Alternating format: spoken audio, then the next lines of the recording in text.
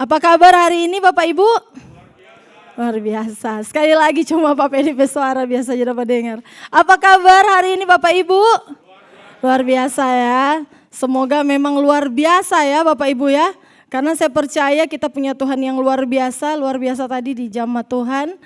Hadirat Tuhan luar biasa. Semoga saya harap ada tanah hati yang lebih digemburkan. Karena kita akan menerima benih-benih firman di pagi hari ini. Dan kita percaya bahwa ketika tanah hati kita sudah gembur, sudah siap, maka benih itu akan tertanam dan bertumbuh. Amin. Baik, sepanjang bulan ini mungkin kita sudah dikenyangkan dengan firman-firman Tuhan yang luar biasa tentang buah yang Tuhan inginkan kita punya. Yang kemarin tentang buah roh, kemudian dengan buah pertobatan. Dan di pagi hari ini kita akan belajar bersama tentang buah pekerjaan atau pelayanan yang baik. Jadi buah pekerjaan atau pelayanan yang baik. Nah, di Kolose 1 ayat 9 sampai ayat yang ke-12 kita akan baca bersama. Kami meminta supaya kamu menerima segala hikmat dan pengertian yang benar untuk mengetahui kehendak Tuhan dengan sempurna, sehingga hidupmu layak di hadapannya serta berkenan kepadanya dalam segala hal. Dan kamu memberi buah dalam segala pekerjaan yang baik dan bertumbuh dalam pengetahuan yang benar tentang Allah dan dikuatkan dengan segala kekuatan oleh kuasa kemuliaannya untuk menanggung segala sesuatu dengan tekun dan sabar dan mengucap syukur dengan sukacita kepada Bapa yang melayakkan kamu untuk mendapat bagian dalam apa yang ditentukan oleh orang-orang kudus di dalam kerajaan terang. Surat ini ditujukan untuk jemaat Kolose untuk mengingatkan jemaat itu agar supaya mereka mengetahui kehendak Tuhan, melakukan kehendak Tuhan dan menghasilkan buah-buah pekerjaan yang baik dan bertumbuh dengan selaras pengetahuan yang benar akan kebenaran firman Tuhan. Sehingga dalam proses kehidupan mereka, dalam proses kekristenan mereka, mereka tetap kuat dan tidak terpengaruh dari hal-hal yang duniawi, sehingga pada akhirnya nanti mereka akan menerima kekekalan. Mereka akan menerima bagian, dikatakan di firman tadi, bagian dalam kerajaan sorga. Nah, sehingga hari ini kita akan membahas perkataan di jemaat Kolose tentang apa sebenarnya buah pekerjaan atau pelayanan yang baik. Mungkin sebelum kita ke sana, saya akan mereview dulu nih Bapak Ibu ya. Kemarin sudah banyak belajar, ada buah roh, ada sukacita, ada kesabaran. Sebenarnya apa sih yang dimaksud dengan kata berbuah di dalam Bible, di dalam Alkitab? Nah, ketika saya cari di Google apa sih arti buah, dan setelah saya renungkan firman Tuhan yang akan kita baca di Lukas 6 ayat 43 sampai 46, di sini dikatakan, karena tidak ada pohon yang baik yang menghasilkan buah yang tidak baik. Dan juga tidak ada pohon yang tidak baik yang menghasilkan buah yang baik. Sebab setiap pohon dikenal pada buahnya. Karena dari semak duri orang tidak memetik buah ara, dan dari duri-duri tidak memetik buah anggur. Jadi di sini jelas dikatakan bahwa buah yang baik pasti dihasilkan oleh pohon yang baik. Dan buah yang tidak baik berarti dihasilkan oleh pohon yang tidak baik. Tidak mungkin sebaliknya. Dan tidak mungkin semak duri itu menghasilkan buah ara. Atau semak duri menghasilkan buah anggur. Ini kalau Bapak Ibu lihat ada buah ya. Ini bukan buah-buahan, ini buah asli. Ada yang mau mencoba ini buah asli atau palsu? Ini buah asli Bapak Ibu. Jadi di situ dikatakan bahwa buah itu mencerminkan pohonnya. Ya, tidak pernah saya lihat ada buah anggur tumbuh di pohon mangga. Itu tidak mungkin. Jadi kalau buah anggur tumbuhnya di pohon anggur. Nah, apa sebenarnya arti dari berbuah? Buah itu adalah sesuatu yang dihasilkan dari sebuah pohon yang bisa dinikmati dan berguna atau bermanfaat. Ini yang saya simpulkan sendiri Bapak Ibu ya. Jadi buah itu adalah hasil dari sebuah pohon. Atau dikatakan di firman Tuhan, kita itu adalah, buah itu adalah hasil dari apa yang kita lakukan, yaitu kebenaran firman Tuhan. Hasil dari sebuah pohon yang bisa dinikmati dan berguna atau bermanfaat.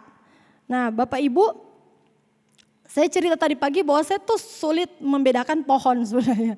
Jadi saya kalau pohon itu tidak berbuah, saya tidak tahu itu pohon apa gitu. Nah apalagi yang tadi pagi contohnya kayak pohon langsat dan pohon duku. Apakah Bapak Ibu bisa membedakan dua pohon itu?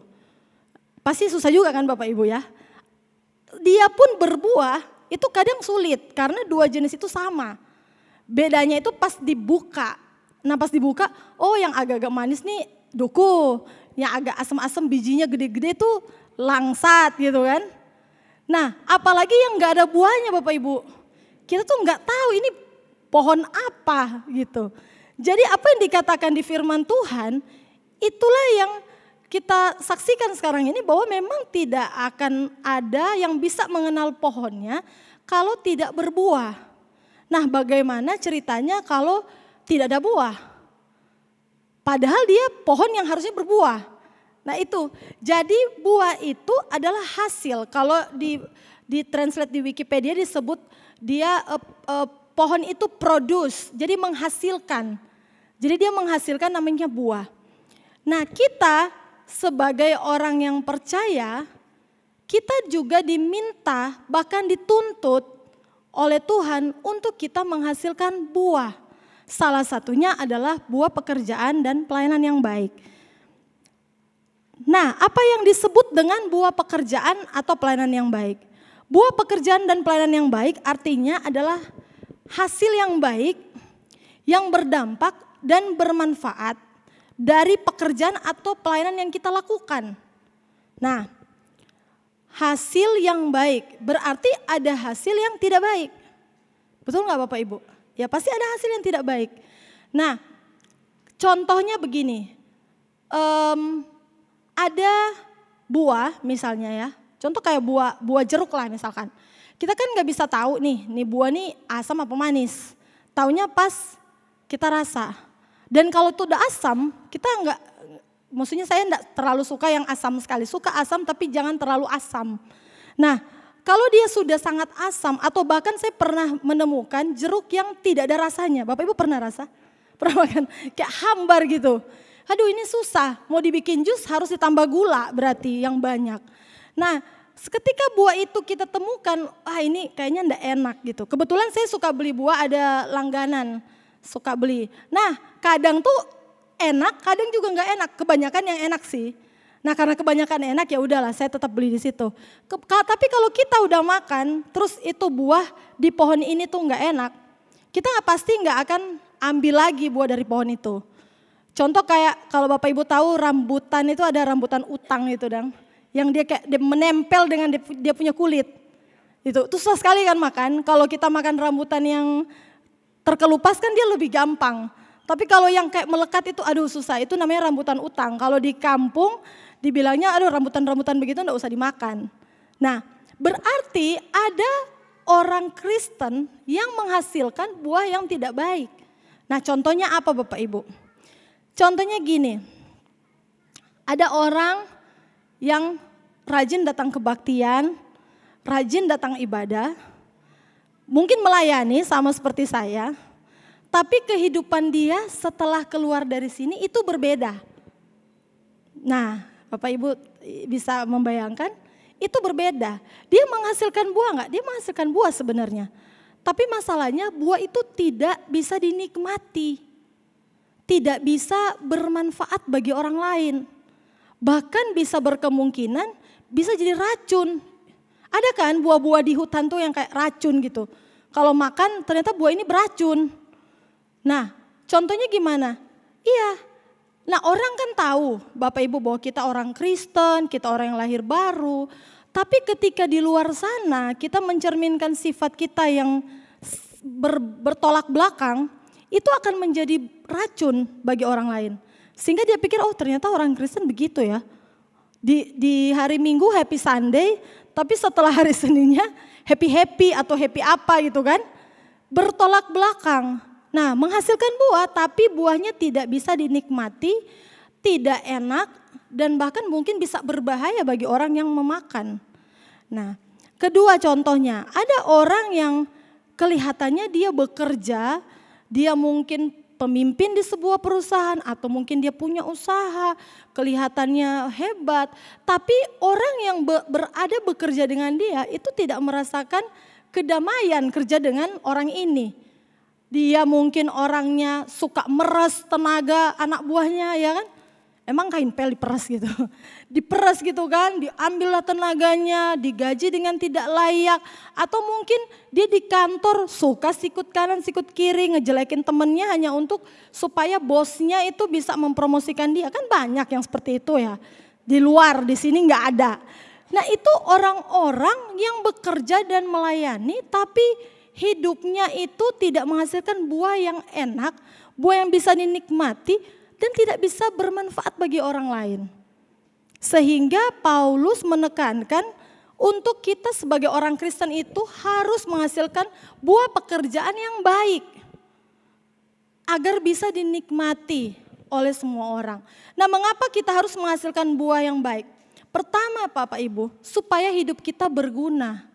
Nah, saya pernah ada satu orang yang masih muda, anak muda, dia bilang begini, Kak, kita ini hidup rasa hampa. Rasa hampa, padahal kita ada semua, ada kekayaan, ada doi lah. Enggak kaya sih, maksudnya ada uang, apa yang dia mau, orang tuanya provide, tapi kok dia rasa seperti useless begitu. Nah, mungkin salah satunya karena dia tidak berbuah. Dia tidak menghasilkan sesuatu. Dia tidak melakukan apapun untuk orang lain. Nah, zaman sekarang tuh kan bilangnya kalau generasi-generasi yang muda tuh katanya generasi Z tuh cenderung fokus ke diri sendiri ya. Tapi saya bilang kalau anak-anak youth di anak-anak Gen Z di Gilgal nggak ada yang begitu. Semuanya harus fokus kepada Tuhan dan melayani orang lain. Kadang kalau kita terlalu memikirkan diri kita sendiri, kita akan jadi orang yang tidak berguna. Karena apa? Kepuasan kita tidak akan pernah berhenti. Akhirnya jadi egois, akhirnya jadi selfish. Akhirnya merasa bahwa kita ngapain ya? Tidak ada sesuatu yang membuat hidup kita menjadi bermanfaat. Nah, kita percaya bahwa kita itu ada fungsinya ya Bapak Ibu ya. Sama kayak handphone ini kan ada fungsinya. Saya punya satu handphone lagi yang cukup sudah lama. Dia tuh speakernya enggak jadi. Jadi speakernya enggak jadi Bapak Ibu. Tapi handphonenya masih saya pakai karena internetnya jadi. Nah kemarin jatuh bruk gitu kan. Aduh jatuh lagi kan. Karena handphone ini dipakai kadang untuk tethering kan data.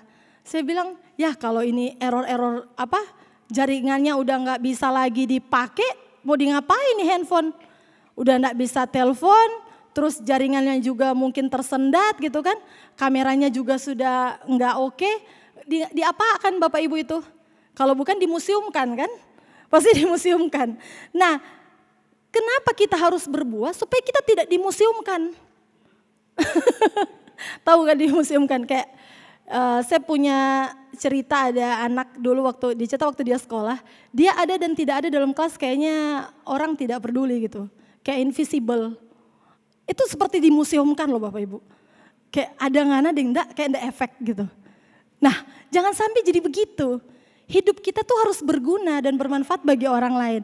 Nah coba kita buka Lukas 13 ayat 6 sampai 9. Dibilang begini. Seseorang mempunyai pohon ara yang tumbuh di sini soalnya enggak ada pohon ara. Jadi gimana ya, anggaplah pohon mangga ya. Yang tumbuh di kebun anggurnya. Ia datang untuk mencari buah pada pohon itu. Tetapi ia tidak menemukannya. Lalu ia berkata kepada pengurus kebun anggur itu, sudah 3 tahun aku datang mencari buah pada pohon ara ini dan aku tidak menemukannya. Tebanglah pohon ini, untuk apa ia hidup di tanah ini dengan percuma. Jawab orang itu, Tuhan biarkanlah dia tumbuh tahun ini lagi. Aku akan mencangkul tanah sekelilingnya dan memberi pupuk kepadanya. Mungkin tahun depan ia berbuah. Jika tidak, tebanglah ia. Bapak Ibu, kisah ini sebenarnya agak miris.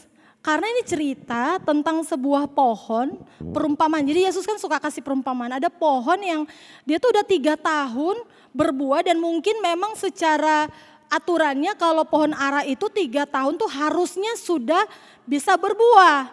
Tapi pada kenyataannya Tuhan dapati, ini pemilik anggur dapati kok ini tumbuhan gak berbuah. Nah setiap pohon itu dia punya pengurusnya sendiri kan. Nah pengurusnya nego, Tuhan tolonglah tahun ini jangan dulu diapa-apakan. Saya mau coba untuk bersihin lah itu, di samping-samping mungkin ada hama, disuntik mungkin, dibersihkan hamanya, dipupuk, siapa tahu tahun depan dia berbuah. Nah kalau misalnya tidak berbuah harus ditebang, kenapa? Karena katanya tidak berguna, ngapain? Tanah ini bisa ditumbuhkan tumbuhan yang lain yang bisa lebih menghasilkan dan berguna. Bapak Ibu, sudah berapa lama kita jadi orang Kristen? Hati-hati yang somo 3 tahun, terus tidak berbuah. Nah ayo, mulai hitung tahun berapa ya, gitu kan. Hati-hati kalau tidak berbuah. Bapak Ibu coba, kalau kita mungkin sebagai pimpinan di perusahaan ya, atau kita punya tim lah di bawah kita. Kesel gak sih Bapak Ibu kalau punya tim gak bisa kerja? Kesel gak? Udah dikasih instruksi, masih aja gak bisa kerja. Ya, teman-teman yang mungkin di pelayanan, ketua-ketua ministry ya, punya tim ministry mungkin, aduh ini agak perlu special kasus gitu, dia harus dihandle secara khusus, udah dihandle secara khusus ya, kayak si petugas kebun anggur ini masih aja nggak bergerak, nggak memberikan hasil. Nah, kira-kira Bapak Ibu kalau punya karyawan kayak begitu itu mau diapain? Ya, di lay off kan? Pasti kan? Mau tidak mau Bapak Ibu, saya punya tim yang progresnya 3 bulan semakin memburuk. Udah dikasih peringatan, lisan, tulisan. Padahal saya tipe orang yang sebenarnya enggak terlalu otoriter kan. Tapi saya rasa itu sudah di tingkat kemarahan saya yang paling tinggi. Mungkin karena itu Bapak Ibu, karena mereka tahu saya pelayanan. Jadi kayak kalau marah lebih itu agak-agak, aduh bahaya nih, bahaya begitu. Jadi agak ditahan-tahan. Nah itu sudah dikasih peringatan Bapak Ibu, itu masih aja. Bahkan yang terakhir saya udah bilang, saya enggak mau lagi kamu minta maaf. Udah cukup. Gak usah lagi minta maaf, kalau bikin salah udah sadar. Sekarang bulan terakhir, kalau tidak ada perubahan kamu harus berhenti. Udah sampai di titik itu, karena apa? Makan hati Bapak Ibu. Makan hati enggak? Makan hati. Karena apa? Yang lain kerja dia enggak kerja benar. Digajinya sama enggak? Sama. Nah gimana perasaan Tuhan ngelihat kita dibandingkan dengan orang lain? Yang Tuhan lihat, wah ini anak ini rajin banget. Yang satu ini, apakah upah pekerjanya sama? Ya, beda kan Bapak Ibu? Nggak mungkin dikasih upah yang sama. Kalaupun dikasih upah yang sama, bisa jadi yang terakhir apa? Di lay off, dipecat. Sama seperti pohon ini ditebang. Nah, kita sebagai orang Kristen harus menyadari bahwa kita punya fungsi, kita punya kegunaan. Kita diciptakan Tuhan untuk sebuah visi. Matius 28. Karena itu jadikanlah semua bangsa muridku. Itu tidak dilakukan oleh PKS atau oleh pendeta, tapi oleh kita semua. Setiap kita punya tim, baik yang di marketplace ya, yang di tempat kerja, kita harus lihat bahwa tim ini jangan cuma kita peras doang. Tapi bagaimana kita memberdayakan mereka. Mereka keluar dari kita tuh jadi orang yang lebih baik, gitu. Nah punya misi, kalau dia hidupnya nggak benar gimana ya caranya biar dia kenal Tuhan. Jadi penginjilan itu tidak harus dilakukan di gereja. Penginjilan itu dilakukan dimanapun Bapak Ibu. Itulah yang disebut buah pekerjaan yang baik. Yang melayani bukan cuma sekedar melayani. Yang penting saya aser, yang penting saya PW, saya nyanyi aja, saya main musik aja. Tapi kita harus berpikir bagaimana apa yang kita lakukan ini benar-benar maksimal. Kita latihan dengan baik, kita mempersembahkan dengan baik, kita berdoa, berpuasa supaya setiap jemaat Tuhan tuh merasakan hadirat Tuhan lewat apa yang kita lakukan. Itu namanya berdampak. Nah, jadi kita sebagai orang Kristen harus menjadi orang Kristen yang berguna. Kalau kata Paulus bilang, karena bagiku hidup adalah memberi buah, mati adalah keuntungan. Siapa yang berpikir mati adalah rugi? Hati-hati. Mati adalah keuntungan, hidup adalah untuk memberi buah. Nah, ada sebuah video yang saya mau tunjukkan ke Bapak Ibu. ที่ทำเลทองทำอะไรก็กำไร ซื้อเลยไหมครับนาย เขาขายไหม 35 ล้าน ขายครับ ขายใช่ไหม ขาย เท่าไหร่ กินก่อนเดี๋ยวเขาว่ากัน เอาอะไรดีคั่วกลิ้งมะอร่อย เอาไข่พะโล้ครับป้า ได้อ้าวเปิดเทอมแล้วเหรอ เสร็จแล้วครับ ไปนั่งก่อน อ่ะ เอาไข่พะโล้ด้วย ได้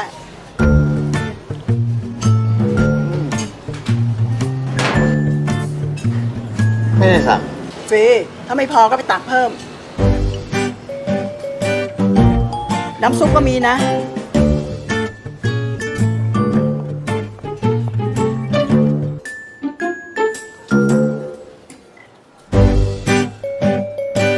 เอาก่อนเลยพี่ นี่ วันนี้มีน้ำใบเตยต้มสดนะ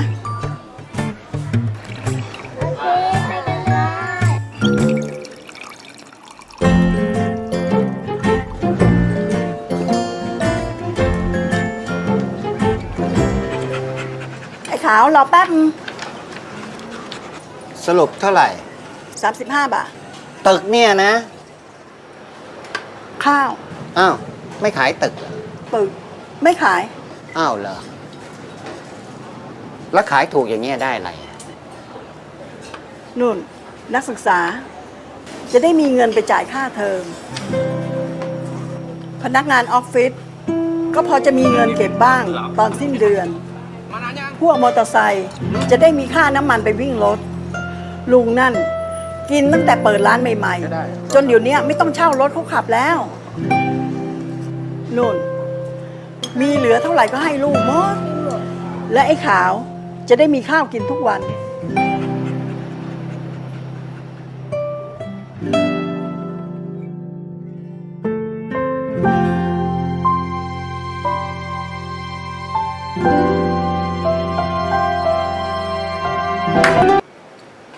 35 บาท สรุปซื้อไหมครับนาย ซื้อ ซื้อเขากล่องมาฝาก ขอบคุณครับ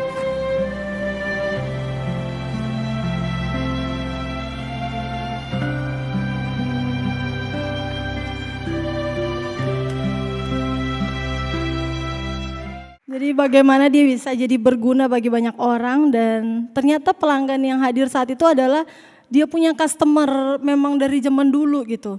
Jadi dia bisa tahu perjalanan hidup orang-orang itu kan. Nah, ketika hidup kita berguna, kita pasti akan dikelilingi orang-orang yang baik. Orang akan merasa terbantu dengan kita. Happy nggak sih Bapak Ibu kalau hidup kita itu bisa menjadi berguna buat orang gitu. Disebut orang, aduh kalau nggak ada, misalnya kalau nggak ada Kak Olive, saya mungkin udah jadi gimana ya.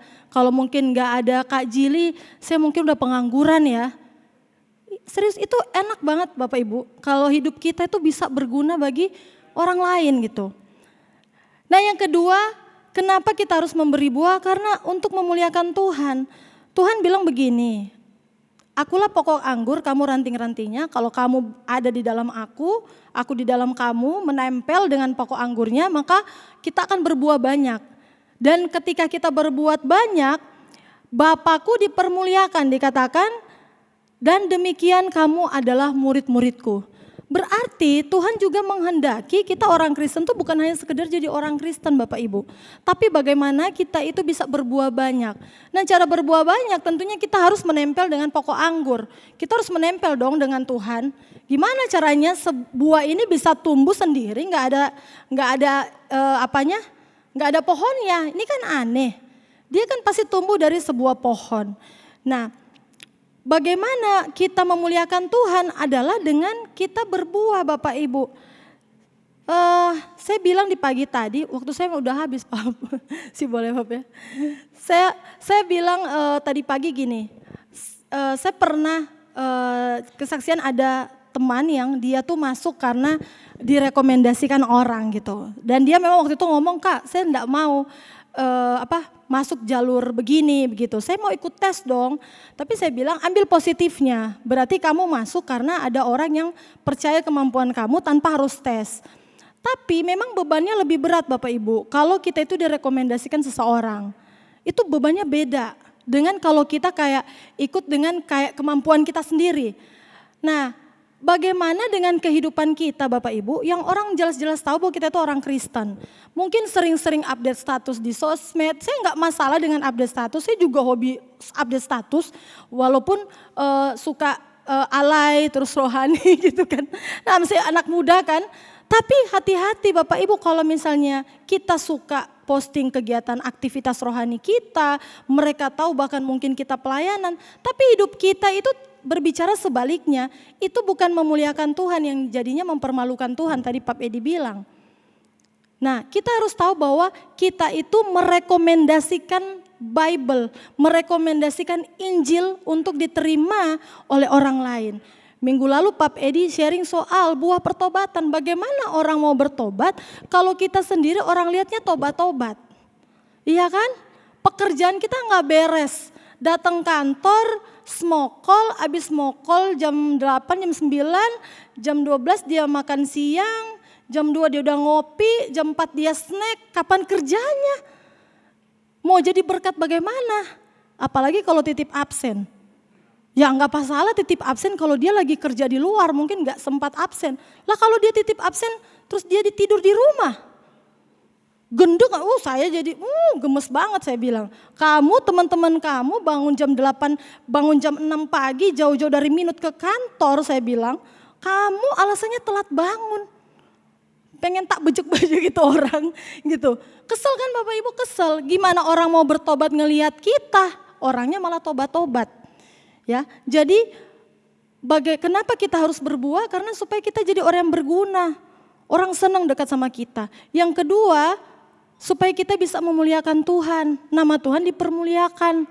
Saya bilang tadi pagi kan, kecuali Bapak Ibu lahir dari batu. Nggak ada keluarganya kan, malu kan keluarganya. Wah kelakuan si A begini, kelakuan si B begini. Belum lagi dia tarik, dia kok SMA ini. Belum dia tarik, dia kok Unsrat misal. Aduh, alma mater lagi. Belum, dia kok kerja di misalnya di asuransi. Tuh nama kantor, belum nama gereja. Satu tambung tuh nama data bawa-bawa. Cuma gara-gara satu orang. Nah bayangkan Bapak Ibu, apalagi Tuhan. Belum sampai tuh berita Tuhan tutup mata. Bukan tapi anak, ya kan? Nah makanya Bapak Ibu kita harus belajar bahwa kenapa kita harus berbuah. Karena ada banyak yang kita tanggung di sini. Nama Tuhan itu ada di belakang, di muka kita gitu. So kita harus berbuah. Mengapa orang tidak mau berbuah? Jawabannya yang gampang sih Bapak Ibu, mereka nggak mau repot. Ya, repot kan kalau berbuah Bapak Ibu ya, mikirin diri sendiri aja udah susah, mikirin orang lain. Harus bikin ini, bikin itu, harus begini, harus begitu. Aturannya terlalu banyak ya kan. Katanya negara yang terlalu banyak aturan berarti banyak pembangkang. Katanya begitu di riset. Indonesia berapa ya aturannya? Banyak gak sih? Artinya mengapa orang itu tidak mau? Karena gini Bapak, pohon aja kalau ada buahnya itu kan berat kan Bapak Ibu. Rantingnya aja kan kalau tidak ada buah kan biasa aja kan, kena angin zet gitu kan, kena angin zet. Nah kalau ada buah, nah kalau buahnya ceri atau buahnya gersen, kalau buahnya durian, berat gak itu Bu? Berat kan? Makanya berbuah itu berat Bapak Ibu. Makanya orang gak mau berbuah, tapi Untuk orang-orang yang kenal Tuhan harusnya dia berbuah Bapak Ibu. Harusnya dia berbuah. Nah kalau dia tidak berbuah ngapain itu pohon tetap ada? Ya, kita pun kalau Bapak Ibu yang punya usaha mungkin ya, milih-milih orang kan kerja, maunya cari orang itu yang menghasilkan ya kan. Kalau sekarang saya sharing ke anak muda, saya bilang tuntutan ke depan pekerjaan semakin susah teman-teman. Kalau dulu teman-teman jago-jago di komputer, aduh anak SD sekarang sudah belajar komputer. Nguni jago di data-data, anak SD sekarang sudah jago tulis, jago data. Kita bilang, sekarang itu dicari satu orang kemampuannya 1000. Bayangkan, bisa admin, rapi, teliti, accounting, bisa bajual, bisa public speaking. Satu orang permintaannya terlalu banyak. Nah kalau teman-teman Bapak Ibu nggak mau berubah, nggak mau berbuah, nggak mau menghasilkan sesuatu, gimana? Siapa yang mau memakai kita? Yang kerja-kerja di luar, yang punya usaha, siapa yang mau memakai kita gitu? Kalau kita tidak berusaha. Nah kalau misalnya di tempat kerja, mau kita dipromosi, tapi kerjaan kita gitu-gitu, ya gimana atasannya mau nilai? Wong si A kerjanya lebih bagus, lebih cepat, lebih menghasilkan, lebih kreatif, lebih inisiatif. Di pelayanan, wah saya Kak harusnya sudah lama di gereja, harusnya udah jadi A, udah jadi B, udah jadi C. Lah terus ngapain selama di gereja? Melayaninya gimana? Kemampuannya di-upgrade enggak? Nah hal-hal seperti itu Bapak Ibu kalau kita nggak sadar, kalau kita nggak mau berbuah, sulit. Manusia saja kadang mengabaikan, apalagi Tuhan ya. Melihatnya, aduh ini anak udah dikasih talenta nggak dimaksimalkan gitu. Nah bagaimana caranya kita dapat menghasilkan yang buah pekerjaan yang baik dan benar? Sebenarnya gampang susah Bapak Ibu. Mengambil keputusan untuk taat. Itu gampang ambil keputusannya kan? Gampang toh Bapak Ibu, ambil keputusan gampang toh. Yang susah adalah taatnya. Melakukan keputusan itu yang susah. Apalagi tipe kita katanya suka bicara dulu baru mikir. Nah tuh hati-hati Bapak Ibu. Bicara dulu baru mikir. Oh iya, belum trek ke sana so iya duluan. Oh kita tahu, belum trek ke sana so iya duluan. Nah itu hati-hati. Ambil keputusan gampang, mentaatinya itu yang susah. Nah Yosua pernah bilang begini, terserah bangsa Israel mau pilih menyembah Tuhan yang mana, mau Tuhan Allah atau berhala. Tapi saya dan keluarga hanya menyembah Tuhan. Nah apa itu taat? Taat di Mazmur 1 ayat 1-3 dikatakan gini, berbahagialah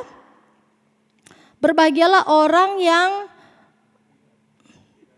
tidak berjalan menurut nasihat orang fasik, yang tidak berdiri di jalan orang berdosa, dan yang tidak duduk dalam kumpulan pencemooh, tetapi yang kesukaannya ialah Taurat Tuhan dan merenungkan Taurat itu siang dan malam. Ia seperti pohon yang ditanam di tepi aliran air yang menghasilkan buahnya pada musimnya, dan yang tidak layu daunnya, apa saja yang diperbuatnya berhasil. Jadi orang yang mau taat itu adalah orang-orang yang menjauhi hal-hal dosa. Bukan berarti kita sudah perfect ya. Kita juga manusia kadang bikin dosa. Tapi beda kan, mendekati dan menjauhi. Orang so tahu itu salah, tapi orang mendekat di situ. Dan akhirnya orang jadi sama-sama di situ.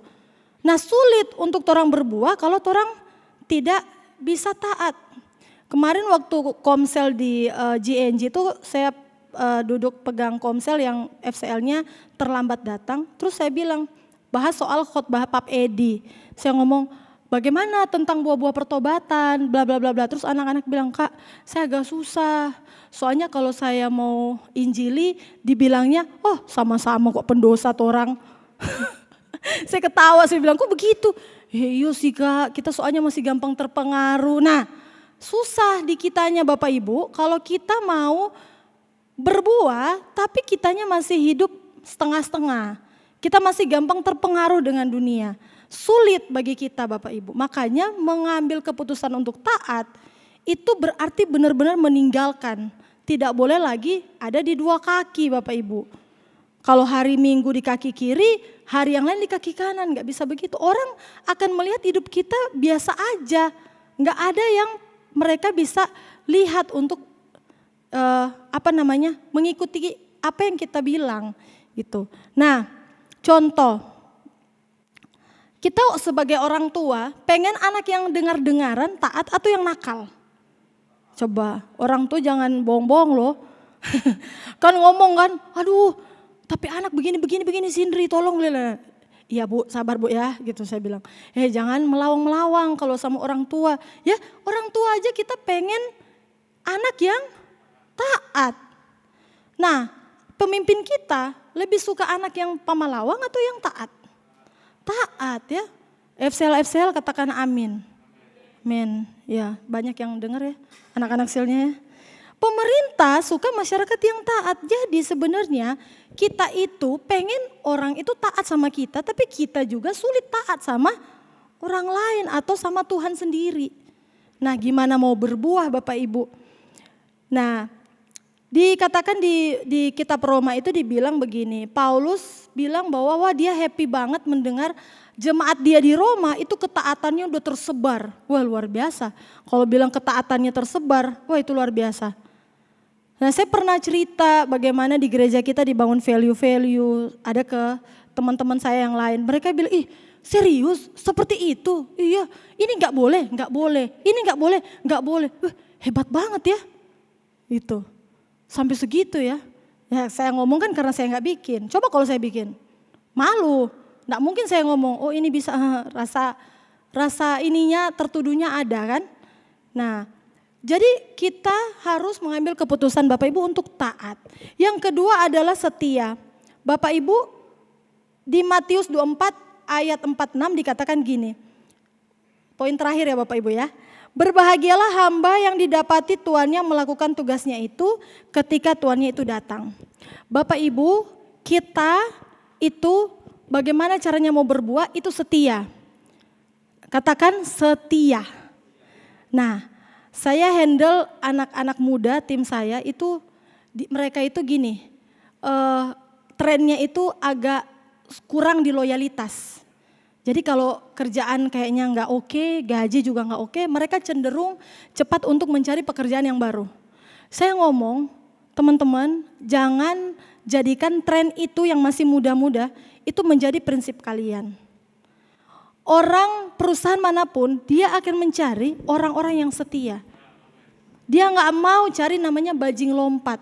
Loncat sini, loncat situ. CV-nya baru 2 tahun udah 4 lembar. Berapa kali pindah coba. Ya. Nah Tuhan mengendaki kita juga menjadi orang yang setia. Jangan suka menyeleweng ke sana kemari. Gak boleh. Dan kesetiaan itu bukan hanya duduk diam Bapak Ibu. Tapi kesetiaan itu mengerjakan tugas sampai tuannya datang. Mengerjakan tugas Bapak Ibu. Jadi setia itu bukan di kantor ada karyawan, oh dia memang setia kerja sudah 25 tahun Pap. Tapi kerjanya gitu-gitu. Itu bukan setia Bapak Ibu. Setia itu mengerjakan tugasnya sampai tuannya datang. Mengerjakan tugasnya tanpa diawasi. Itu setia. Nah saya pengen ada tim yang gak perlu saya kontrol sebenarnya. Mereka bisa kerja sendiri. Nah kita gak perlu PKS kita, pemimpin kita untuk terus ingatin ayo dong melayani. Kalau kitanya sendiri gak punya inisiatif untuk memulai duluan. Kita harus sadar Bapak Ibu bahwa kita harus berbuah. Pelayanan itu gak harus di gereja Bapak Ibu. Puji Tuhan kalau Bapak Ibu tergerak hatinya pengen pelayanan di gereja. Tapi di luar sana ada banyak orang yang membutuhkan pelayanan kita. Ada banyak panti asuhan, ada banyak orang yang di jalan. Gak perlu Bapak Ibu posting. Gak perlu. Datengin aja, layanin aja. Itu Bapak Ibu mengerjakan sesuatu untuk Tuhan. Dan Tuhan itu matanya tidak mungkin buta. Melihat mana anak-anaknya yang setia melakukan tugas dan tanggung jawabnya dengan baik di masa mereka hidup. Saya akhiri Bapak Ibu khotbah di pagi hari ini dengan satu aja Bapak Ibu. Jadilah orang Kristen itu yang berbuah. Kita nggak perlu nunjukin identitas kita sebagai orang Kristen. pakai aksesoris, nggak masalah pakai aksesoris, tapi bukan itu Bapak Ibu yang menunjukkan. Tapi bagaimana hidup kita, buahnya itu mencerminkan pohonnya. Kalau kita melakukan yang baik, melakukan yang benar ya, benar, maka satu saat orang akan lihat, wah si A berbeda, si B berbeda. Nggak perlu dicari Bapak Ibu, promosi nggak perlu dicari, dia akan datang sendirinya. Nggak perlu mau iklan kanan kiri, orang akan cari makan di situ kayak video tadi. Nggak perlu melakukan apa-apa, cukup taat dan setia. Amin.